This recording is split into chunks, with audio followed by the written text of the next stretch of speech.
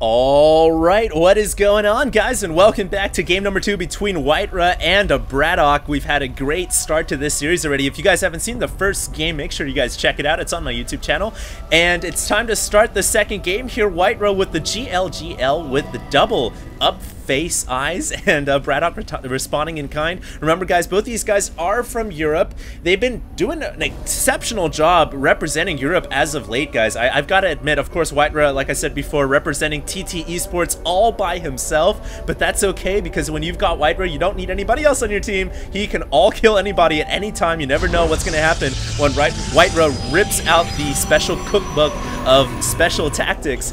And Braddock actually been doing pretty well for himself. Both these players accumulated 20 gold medals combined, which of course means 21st places in various tournaments in StarCraft 2. You guys know that 2011 has been an active year. The first true year, actually, of StarCraft 2 ever since its release in mid-2010. It has been an extremely active time for StarCraft 2. The Zotac Cup, the TSL Cups, there's just so many tournaments. I can't even begin to name them all off.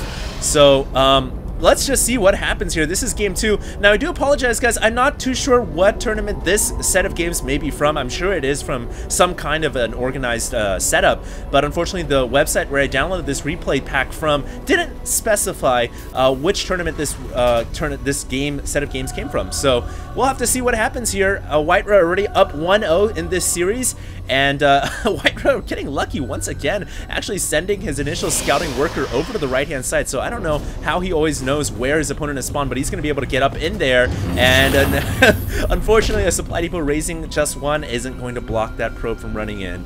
But at the very least, the probe makes its way inside the main, and that SCV has been set on it, and Whitera going for a Nexus first here. So Whitera changing things up just a tad, gonna open up with the Nexus first, which is quite greedy. Meanwhile, Braddock has locked in that probe, and you guys can see the rally point on that barracks right now has been set to the scouting probe inside the main, so eventually that probe shall go down. Meanwhile, Braddock also gets his SCV inside the natural and the main, so now Braddock realizes exactly what Whitera is doing, and Whitera here trying to juke out the Marine by going through the steam vents, but I'm pretty sure that probe is gonna go down. Yes, it will. And there you guys see Braddock also dropping the meal on the closest mineral patch. This is something that you should actually always do if you're Terran. Always drop your workers or your mules or anything that mines essentially on the closest mineral patch, and you guys can kind of tell which ones are the closer ones and which ones are the further ones. And you will even see in the beginning of the game some players actually cloning. We call this cloning in StarCraft 2. I have no idea why, because cloning in StarCraft 1 meant something totally different. But you will see people clone 2 workers on a mineral patch in the early game, just because the early game minerals are so important. Yes, you'll mine out that patch faster, and yes, that is detrimental in the late game, and in the late game 1 or 2 minerals or whatever it may be, who cares, you know? I'll try to point that out in the next game that I cast. A lot of players do that. But meanwhile, getting back to this game at hand, it looks like Braddock gets in there with the SCV, finally pulls away actually because the Zealot's there, and the double chrono boost dropping down from Whitera on the 2 gateways that he's erected so far. Interesting. So he built 2 gateways into the core, and he's double chrono boosting, I believe, Zealots right now. Braddock, meanwhile, gets a bunker up at the front. That's so important to get the bunker, and Braddock has 2 gases already, and only 3 barracks right now. I believe he got those 2 gases up before the 2nd and 3rd barracks finished, and what is he going to do with this quicker gas? Gets the engineering bay down, so it looks like it's going to be a 1-2 punch really, because 1, he's going to have the safety of missile turrets in case of DTs, and 2, he's probably going to get the +1 weapons with all this surplus gas. But we'll see if he can hold off the 3 Zealots on the way to his front door right now. Yeah, I'm pretty sure he can. That bunker is, I don't know what Whitera is doing, once again being very stubborn. This time ends up losing the Zealot. So Whitera being very stone-headed right now, trying to run those units in there against a bunker, just not going to work. And I guess if the Zealots don't work, maybe the Stalker going to get a shot at this now to see if it can get past that bunker. I don't think Whitera wants to do that. Is his rally point messed up? No, it's not. So I'm not too sure. I guess he's just going to camp in front of the Terran Natural right now and hold that down. But let's take a look at the upgrades we have coming on the way for Braddock. He's got Stim Pack, combat shields, engineering bay, researching +1 weapons as well. So Braddock is actually going to have a very powerful timing push on his hands here, similar to the first game, in fact, where he went for the same exact upgrades. Now let's see what Whitera does. Is he going to go for 6 gate. He is going to go for a 6th gate. So Whiterun is going to go for the 6th gate here. Beware whenever you play against this Protoss. Anything and everything can come at you right now. And the beauty of it is Braddock doesn't know. Is it going to be a Warp Prism? Is it going to be a 6th gate? Is it going to be a macro game?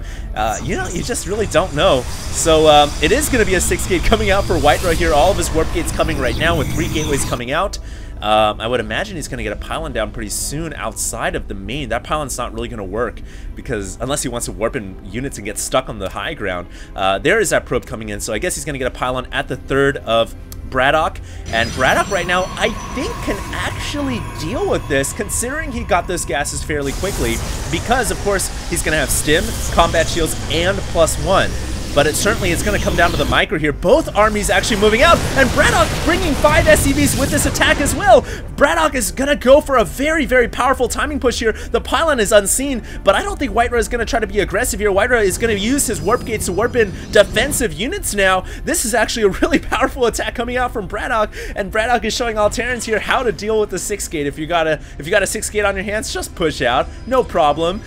So it looks like he's going to use these SCVs as linebackers, take some of the damage in the front, or he could actually throw up some bunkers depending on what he wants to do. But Whiterun has warping reinforcements. Whiterun gonna go for the engage here, throwing out his force fields and using one of the sentries for Guardian Shield to mitigate the damage, but there's not enough force fields, and it looks like Braddock is just gonna bust right on through. And I don't agree with Whiterun's decision there to make that attack right then and there. He should have waited for that 2nd wave of reinforcements from his warp gates. You guys can see his 2nd wave came in a little bit late to the party, and now Braddock is up inside the main. This is terrible news for Whiterun, who's lost one of his pylons. It looks like he's going to go for the final pylon here. Ooh! Somebody called the cable guy. A lot of power has went out, and it looks like Whiterun is out of power, and without power, he is just going to GG out of this game. Only 1 active warp gate. There's just no way for him to handle this, and of course, reinforcements arriving as well. Well done by Braddock to actually punish what it looks like the fast expansion from Whiterun. Remember, guys, Whiterun opened up with, I believe, a 17 Nexus, which is basically the most economical build you can do as Protoss. And, of course, Braddock scouted that out, sniffed it, and decided, you know what, I'm just going to go for a very, very fast. In fact, that is the fastest possible 1-1-1, and when I see 1-1-1, not Barracks Factory Starport, 1-1-1 as in stim, combat shields, +1 weapons, and then he moved out and made it work, even against the 6th gate.